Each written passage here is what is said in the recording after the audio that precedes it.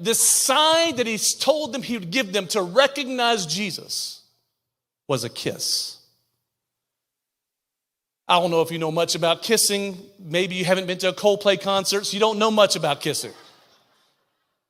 But in order to kiss someone, they have to get close to you.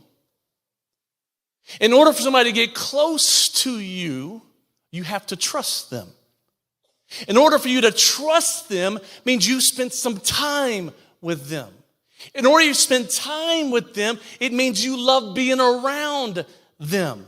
And so the sign that Judas gave the soldiers to arrest Jesus was an intimate kiss. You know, it hurts. I've been in fights. It hurts to get punched.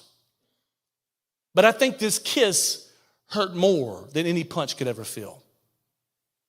David had the same thing. He says it in Psalm 55. David is being betrayed with one of his friends. He says this, "For it is not an enemy who taunts me, then I could bear it."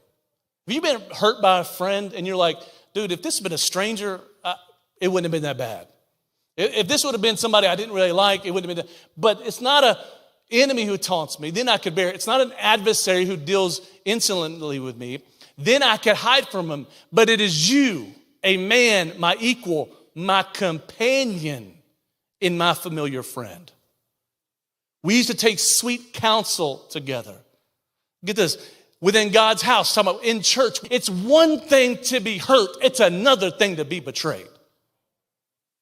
And betrayal is when I loved you enough that let you close enough to me to kiss me on my cheek. We were tight. We were friends. We were intimate. We did life together. Jesus walked and lived with Judas for 3.5 years. He invested in Judas as much as he invested in Peter, in John, in Matthew, in Mark. He invested his life and was going to give him the kingdom. And he used his niceness. He used his love against him. And so betrayal is this. Betrayal is when someone you trusted turns against you, breaking your heart, not just your trust.